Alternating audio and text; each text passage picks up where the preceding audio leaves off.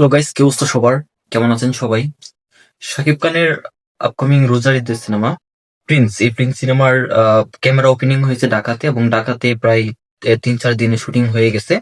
তো সেখানে কিন্তু শাকিব খান অ্যাড হয় নাই, শাকিব খান শুটিং এ এখনো যোগদান করে নাই।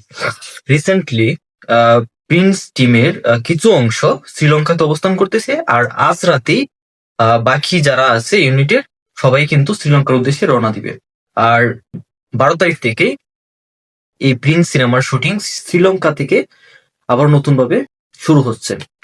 কথা ছিল ইন্ডিয়াতে হবে, বাট বিশাল জটিলতার কারণে প্রিন্স টিম ইন্ডিয়ার বিপরীতে এখন ইন্ডিয়ার বদলে এখন শ্রীলঙ্কাতে তারা মুভ করেছে। শ্রীলঙ্কাতেই তারা বিশাল একটা পোর্শনের শুটিং তারা কমপ্লিট করবে। 12 তারিখ থেকে সেখানে শুটিং শুরু হলেও শাকিব খান কিন্তু 12 তারিখ থেকে সেখানে যুক্ত হবেন না। শাকিব খান আগামী 15 তারিখে শ্রীলঙ্কাতে প্রিন্স সিনেমার শুটিং এ যোগদান করবেন। আর সেই সাথে শ্রীলঙ্কাতে ডিওপি যে রাখা হয়েছিল বলিউড অমিত রয়, তিনিও কিন্তু শ্রীলঙ্কাতে অ্যাড হবেন।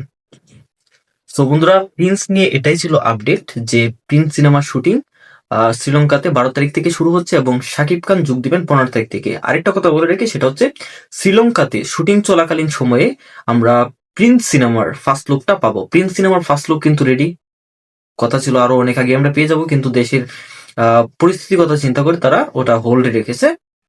ফার্স্ট লুক রেডি, কারণ বাংলাদেশে অমিত আম্বেদকর এসেছিল, সেখানে লুক টেস্ট হয়েছে, সবকিছুই হয়েছে, ফার্স্ট লুকটাও ডিজাইন করা হয়েছে, সবকিছুই পোস্টারও রেডি করা শেষ। বাট আমরা পাবো এই মুহূর্তে বাংলাদেশের পরিস্থিতিটা অস্বাভাবিক হয়ে গিয়েছিল, যে কারণে আমরা সেটা হাতে পাই নাই। সো শ্রীলঙ্কাতে শুটিং চলাকালীন সময়ে আমরা ফার্স্ট লুকটা পাবো। প্রিন্স টিম আভাস দিবে যে তারা কি নির্মাণ করতে যাচ্ছে। ওকে, জাস্ট আমরা এতটুকু তো আশা রাখতেই পারি, প্রিন্সের ফার্স্ট লুক আসলেই বাদ বাকি সবকিছুরই কেল্লাফত। কি বলেন সবাই?